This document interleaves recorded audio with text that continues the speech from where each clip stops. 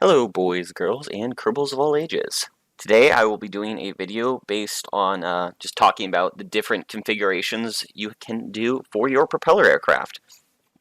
Now in this case I will not be going over single engine because that's pretty simple. You can either put in front or back. That's really, I'll get into that later of, exact rotor placement. But yeah, so this is kind of a follow-up to how I did helicopter rotor configs and just kind of the merits of this. In this case, performance wasn't really a big factor. All these I was able to get up to roughly 90 meters per second, which isn't great. Problem was these I had to kind of use the medium-sized props because the large ones were a little too big. But let's get into it.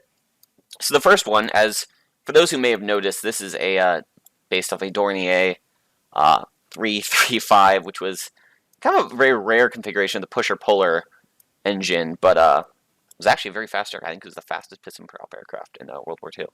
But on that, so pusher-puller is very, very intuitive in the sense that, all right, you have one propeller in front, turning one way, one propeller in back, turning the other way. They counteract their torque, and you go forward.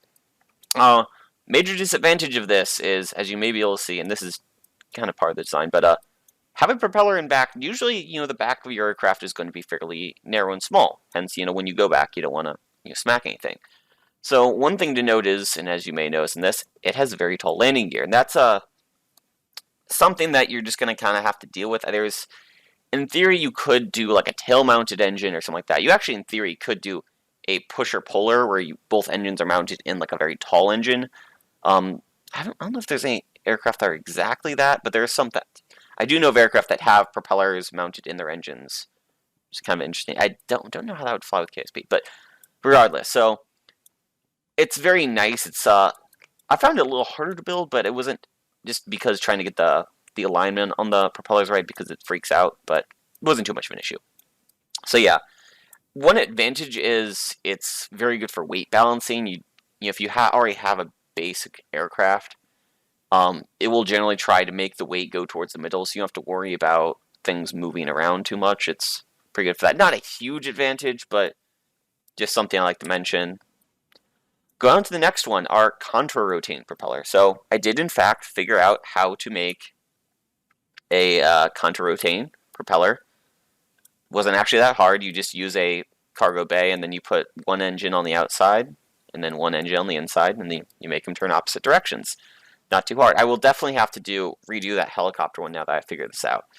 So contra-rotating, I mean, in this configuration in front, it's pretty much just a longer single engine. Now, one disadvantage of this is because especially you need to kind of have this set up, it does make a little bit longer, so you're gonna have a longer snout, which this already has a pretty long snout as it is.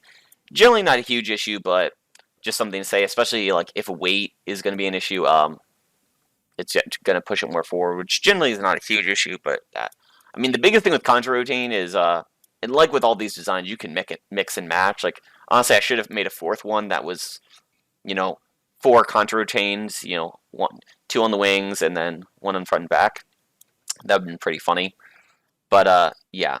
So that's just a general advantage of it. I mean, they're pretty easy to set up once you figure out how to do it. I mean, yeah, there's some part clipping, but, whatever. I found it to be a very nice and easy one, and you can, again, put these anywhere on your aircraft. Oh, wrong button. Finally, we just have the very traditional, I would say very more traditional idea for multi-engine aircraft where you have the wing-mounted. So wing-mounted is a very, very simple design. I found it very, very easy to set up. It's probably the easiest setup. You just, symmetrical put down mounting points and you just put down individual engines, or you actually in theory could, well, you need brake symmetry, but pretty much just put down your engines, set them to rotate opposite each other. Not too hard. Very, very easy to set up. One major advantage of this is you generally can build, you can stack them on. So if you have longer wings, you see that with a lot of bigger aircraft, you can have multiple propellers. That's pretty nice. Compared to front, because it's wing mounted, you can, move them up high, so you don't. That was actually, I would say, probably the biggest advantage. If this was high wing mounted, you don't have to have very high landing gear. A big thing with the front is you're going to need some high landing gear, or you will need to make it a tail sitter, so it kind of props itself up, which actually is not a bad idea. I mean, it's more of a design consideration, but you want so definitely these are probably the most versatile design. Now, again, you in theory could put contra-rotain on that. That's actually the fastest aircraft is a four-engine, eight-propped Russian airliner. I think was the fastest plane for quite a while, if not still holding the record. The Tupolev 114, I will say. But yeah, so generally a pretty versatile design. I like this a lot. I think it's pretty classical. I'm more also into the more advanced designs. So like just seeing something like this, I think it looks pretty cool. But again, this is probably the simplest. Now moving on to a little bit of a fourth option, I would say. Not so much propellers, but definitely something of note is what if we made custom jet engines? It's definitely a kind of aircraft I think is a pretty cool one to work with. Why are they? Oh, freaking turn those off again. Pardon me while I turn on while I start up the fuel cells. Because they did not start. Yes. So, like, again, making custom turbine engines. Now, this isn't exactly for the faint of heart computers. Each of these turbines alone is, I believe, like 20 part. Let me think. 8 blades. Yeah, almost. It's 19 parts. Because it's 1 part for the shroud, 2 motors, and then 16 blades.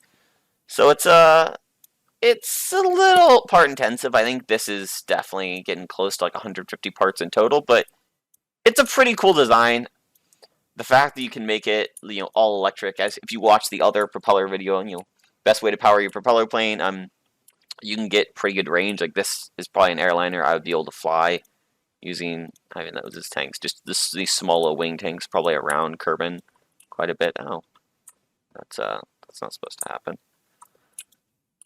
Other bad, disadvantages potentially, if things get a little wonky, your craft may want to, your blades may want to leave their engine housing, suffer uncontained engine failure. But yeah, alas, as in conclusion, I mean, really power your, in terms of configurations, there's no distinct one that gives any, I would say, major performance advantages. Really, it just goes down to what you want to build, like. Frontal or contra-rotain, very, very good for more tail-steer designs. The wing-mounted is, you can put them up high, so it's a little more versatile. It means you potentially don't have to do it. The pusher-puller, I think, one nice thing with that is you potentially can have a bit of redundancy. So, if one engine goes out, you aren't going to totally be out of luck. You will have torque, you'll have reduced power, but if a contra-rotating engine got hit, it's almost certainly going to be totally out. And if a wing-mounted engine got hit, you're going to have to deal with asymmetric thrust. So, like, if I just threw this off right here, this would want to, I can't even really demonstrate very well, but this would want to just go sideways. And that's not going to be good. So, again, if you're building dogfighters, which I have yet to figure out how to implement these engines, because usually the AI flight computer does not really like them because it doesn't see them as proper powering engines. I think there is a way where if you put another engine on it, it will just use that, and then the controls will automatically use that now. Performance isn't also the best, just because one final comment is fixed pitch is never going to be your highest performance.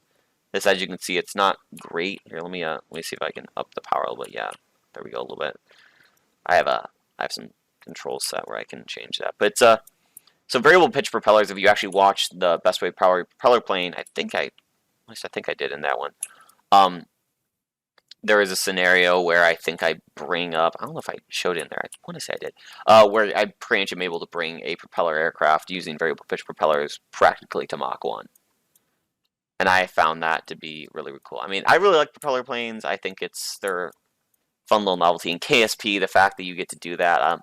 At one point, if you guys are interested, I'll make an aircraft that all of the moving parts are entirely use robotics, from the engines to the landing gear to any flaps or control surfaces. because I think that would be kind of fun, just using servos and hinges and whatnot.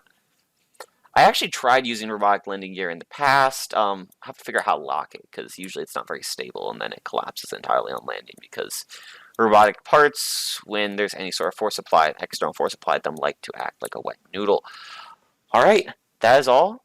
Thanks for watching, and you have a nice evening, or morning, or afternoon, or whenever you're watching this. Bye. Remember to like and subscribe.